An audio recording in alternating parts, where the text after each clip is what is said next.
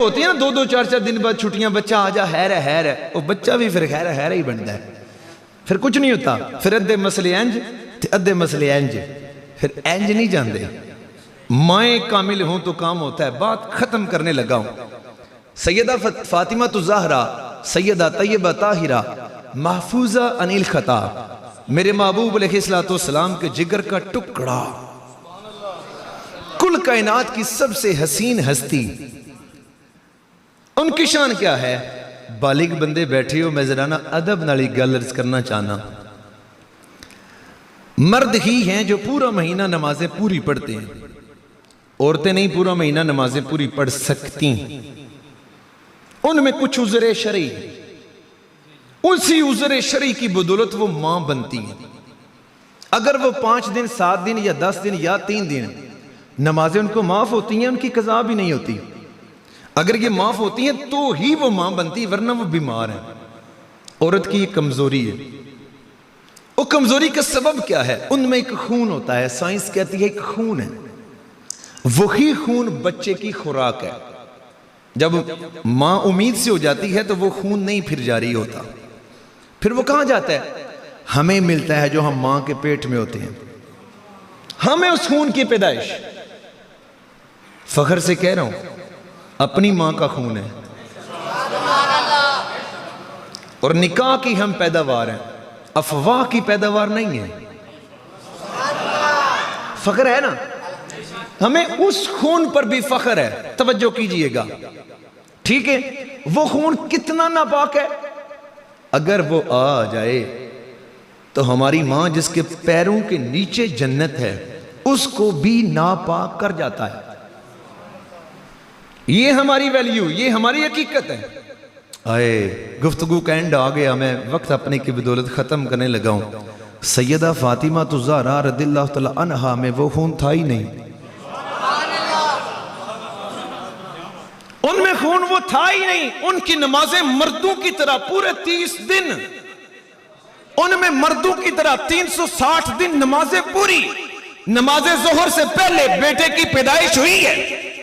हमारे यहां मऊ में जब जनाब वो 8-9 महीने खून नहीं ना आता, उसके बाद हम आ जाते हैं, तो फिर हम ऐसे आते हैं, साड़ी भी धारत दा फिर अजीब मकाम है। असी 40 दिहाड़े मां नूं नमाज नेड़े नहीं जान देंदे, असी फिर एडे को पाक हां।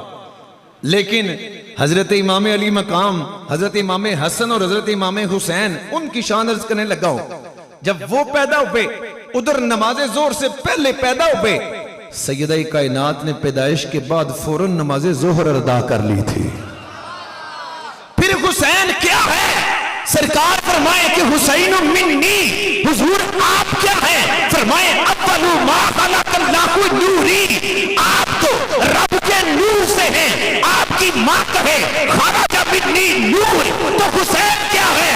सर पकड़ के बैठ गया मुल्ला, हर एक रिसर्चर सोच में पड़ गया, अगर ये गंदा खून नहीं तो बच्चा पैदा नहीं होता। सैयदा के हाथ पैदाइश आम डिसिप्लिन से हट के हुई, तो हुसैन क्या है? इमाम इल्म हिकमत इमाम अहमद रजा फाजिल बरेली ने मसला हल किया।